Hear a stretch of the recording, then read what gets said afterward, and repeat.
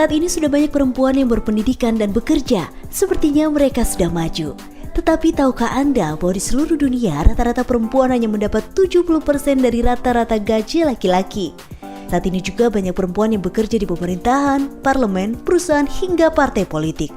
Tetapi tahukah Anda bahwa hampir semua dari mereka itu tidak duduk di posisi pengambil keputusan? Maka melihat kenyataan ini, benarkah telah terwujud kesetaraan gender di antara perempuan dan laki-laki? Jawabnya adalah belum. Lalu mengapa masih ada kesenjangan? Kesetaraan gender tidak bisa diwujudkan hanya dengan membuka kesempatan bagi perempuan. Masalah yang menghambatnya pelik dan mendasar. Ini menyangkut cara pandang dan pola pikir. Istilah gender sendiri diciptakan untuk membedakannya dari jenis kelamin secara biologis. Jenis kelamin mengacu pada kriteria fisiologis dan biologis seperti alat kelamin, hormon, serta kromosom. Sementara itu, gender mengacu pada konstruksi sosial atas peran, perilaku, aktivitas, serta atribut yang ditentukan masyarakat dan dianggap tepat untuk jenis kelamin tertentu. Nah, dalam masyarakat patriarki, gender secara tradisional digambarkan sebagai sesuatu yang berganda dan polar. Tingkah laku dan kepatutan ditandai sebagai yang khas laki-laki dan yang khas perempuan. Ada pemisahan dan pengkutuban. Dalam masyarakat patriarki, laki-laki ada di posisi atas, memimpin, mengambil keputusan. Sementara itu, perempuan di bawah mengikuti apa yang telah diatur. Di dunia kerja, laki-laki adalah bos dan perempuan sekretaris. Ketika laki-laki menjadi pilot, perempuan sebatas menjadi pramugari. Posisi hierarki terutama terjadi di rumah tangga.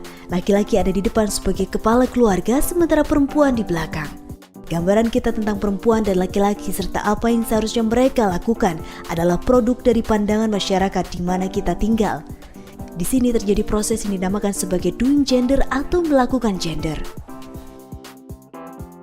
Kita melakukan gender ketika menempatkan jenis kelamin sebagai dasar dan pembeda. Saat bayi lahir, hal pertama yang dilakukan dokter adalah melihat alat kelaminnya. Tindakan ini tidak ada hubungan dengan kepentingan medis, melainkan bagian dari doing gender tadi. Setelah bayi diklasifikasi, giliran orang tua melakukan doing gender. Mereka mengidentikan bayi dengan warna-warna khas gender. Apa yang disebut normal adalah bayi perempuan memakai baju pink dan bayi laki-laki biru. Warna menjadi simbol sekaligus pembeda. Setiap individu selalu doing gender. Mereka selalu melakukan atau menyimpang dari performa yang diterima secara sosial atas stereotip-stereotip. Dengan melakukan gender, kita memperkuat keyakinan bahwa hanya ada dua kategori gender yang saling berlawanan dan pada dasarnya berbeda. Kita terus-menerus dievaluasi oleh orang lain dengan menggunakan parameter gender. Karena itu, gender dikatakan omnirelevan, yang berarti orang selalu menilai perilaku kita untuk menjadi baik laki-laki atau perempuan. Dalam interaksi individual, masyarakat belajar apa yang diharapkan, melihat apa yang diharapkan, serta bertindak dan beraksi dengan cara yang diharapkan. Dengan demikian, secara serempak kita dikonstruksi dan dipertahankan atas perintah gender. Stereotip tentang kekhasan laki-laki dan perempuan diperkuat image yang muncul di media, berita, materi pendidikan, dan sebagainya. Laki-laki harus memerankan hal-hal yang maskulin. Untuk kelas mapan, laki-laki ideal adalah seorang bos, bekerja di kantor, memiliki rumah, mobil, istri, dan 2 anak. Persis di iklan-iklan. Sementara bagi perempuan, mereka harus memerankan hal-hal yang feminin, seperti melayani anak-anak dan suami, menjadi ibu rumah tangga, menjadi cantik.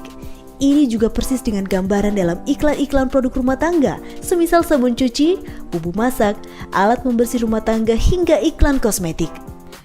Feminitas dan maskulinitas sebetulnya adalah majemuk, banyak bentuknya. Apa yang didefinisikan sebagai perbedaan antara maskulin dan feminin ditentukan oleh faktor-faktor seperti etnis, agama, kelas, budaya bangsa, orientasi seksual, serta berbagai faktor sosial lainnya. Apa yang dimaknai sebagai maskulinitas dan feminitas dinilai oleh kultur yang berbeda. Ekspresi serta peran maskulin dan feminin sesungguhnya merugikan semua pihak, baik laki-laki, perempuan, dan juga anak-anak. Hidup kita menjadi dibelenggu keharusan-keharusan, tuntutan-tuntutan, dan bukan atas dasar kebebasan dan ekspresi pribadi. Kenyataan juga menunjukkan sifat laki-laki dan perempuan tidak berada pada dua kutub yang berseberangan. Ada gradasi, pencampuran, dan juga variasi. Kehadiran kelompok transgender dan interseksual misalnya adalah realitas yang ada di masyarakat dan tidak dapat diakomodasi cara pandang patriarki. Proses melakukan gender termasuk hubungannya dengan subordinasi perempuan telah mencengkram kuat, dilegitimasi peraturan dan undang-undang, ilmu pengetahuan, kebijakan, serta nilai-nilai yang diciptakan masyarakat. Dalam struktur sosial ini tujuan gender adalah membangun perempuan sebagai kelompok yang berada di bawah laki-laki. Norma-norma gender dan harapan-harapan yang ditegakkan melalui sanksi informal atas perilaku gender yang dianggap tidak pantas oleh kelompok, serta melalui hukuman secara formal oleh pemilik otoritas. Maka kita paham kesenjangan gender bukan akibat dari jenis kelamin, fisiologi, hormon, dan kecenderungan genetik. Ketidaksetaraan gender adalah produk dari konstruksi sosial di masyarakat. Ia tidak bisa diselesaikan sebatas dengan memberi kesempatan. Cara pandang kita harus berubah.